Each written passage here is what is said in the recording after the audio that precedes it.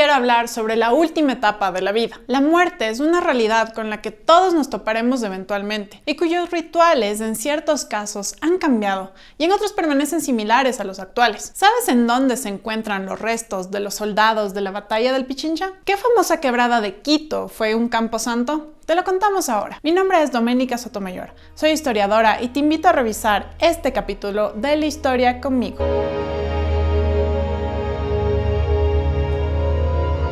En las distintas etapas de la historia y en las diversas sociedades del mundo, la muerte es un tema que envuelve rituales y creencias específicas. Desde los entierros descritos en los libros de la Biblia hasta los sepelios ecológicos de la actualidad, podemos decir que los espacios de reposo de los seres humanos son amplios y han sufrido cambios en el tiempo, aunque existen dos elementos que permanecen: las creencias religiosas y el dinero. Vamos a centrarnos en la religión católica, que es la más cercana a nuestro país y región. Sabemos que en Europa Occidental, desde el medioevo, la Iglesia era la principal administradora de la vida y la muerte. Hispanoamérica heredó esta tradición religiosa y en Ecuador la Iglesia registraba los nacimientos y las defunciones hasta la Revolución Liberal, es decir, hasta fines del siglo XIX. Esta relación entre la Iglesia, la vida y la muerte generó la costumbre de enterrar a los fallecidos en sitios sagrados, específicamente dentro de los templos. Bajo este pensamiento se entendía que mientras más cerca una persona era enterrada de una iglesia, especialmente de altares y de las naves del edificio, estaba más próximo al cielo y por lo tanto a Dios. El problema con enterrar personas en las iglesias se volvió evidente en España ya desde el siglo VI. Los espacios sagrados no estaban preparados para recibir la cantidad de restos humanos que existían,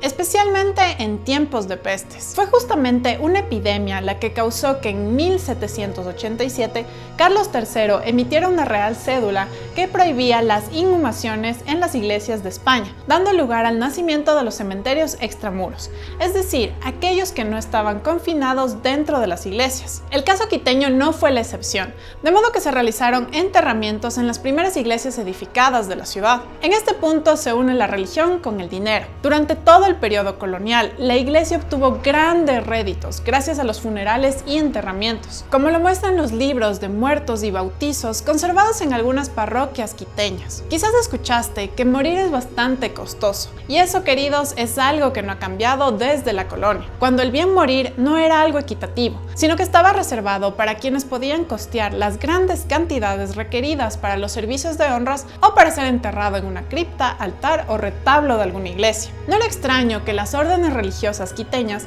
y hermandades de cofrades se sostuvieran económicamente gracias a la fundación de cofradías y capellanías, que eran las que realizaban misas por el alma de sus benefactores o hermanos cofrades. Entonces, ¿qué pasaba con las personas que no podían acceder a espacios de sepultura en templos católicos? Esas pobres ánimas eran enterradas junto a templos parroquiales de las afueras de la ciudad o en sitios de enterramiento público. Si vives en Quito, puede que conozcas la antigua quebrada de los Gallinazos o Jerusalén, que actualmente es el Boulevard 24 de Mayo. Según algunas crónicas citadinas, este lugar hacía frente a la falta de espacios de sepelio en la ciudad, y después de una bendición al sitio se lo llamó Camposanto.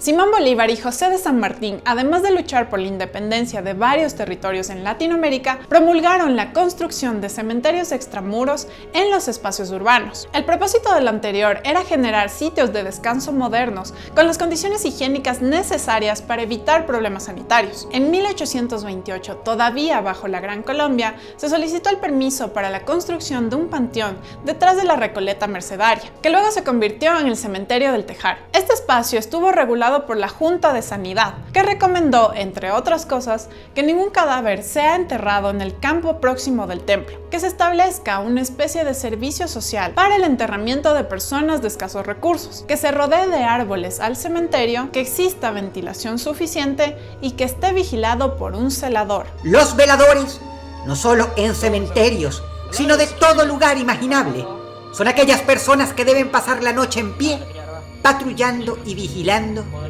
que todo marche bien. Según algunos historiadores, en este sitio de descanso para los fallecidos se enterraron los restos de los soldados de la batalla del Pichincha. Además de esto, así como en años anteriores, el panteón se convirtió en la principal fuente de ingresos para la comunidad de los mercedarios. Otro dato importante es que debido a que este cementerio estaba regulado por la Iglesia Católica, no permitía que todo tipo de persona sea enterrado ahí. Por ejemplo, no se admitía la sepultura de individuos no confesionales, suicidas y de gente que no lo pudiera costear, aunque en ciertos casos se recibieron cuerpos de personas sin recursos económicos. Después del boom que significó el cementerio del Tejar para su comunidad religiosa, otra se interesó en entrar en el negocio de la muerte. Se trató de la Orden Franciscana, que en 1829 inició la construcción de un panteón en el convento de Santiago, que no es el mismo que el cementerio de San Diego que hasta ahora puedes visitar. El actual cementerio de San Diego, que también nació en el siglo XIX,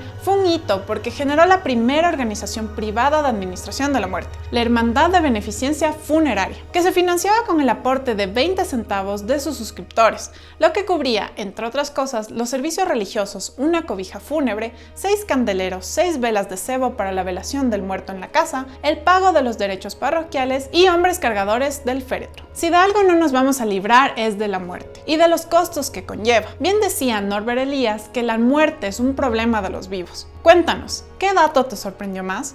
¿Consideras que la muerte sigue siendo un negocio?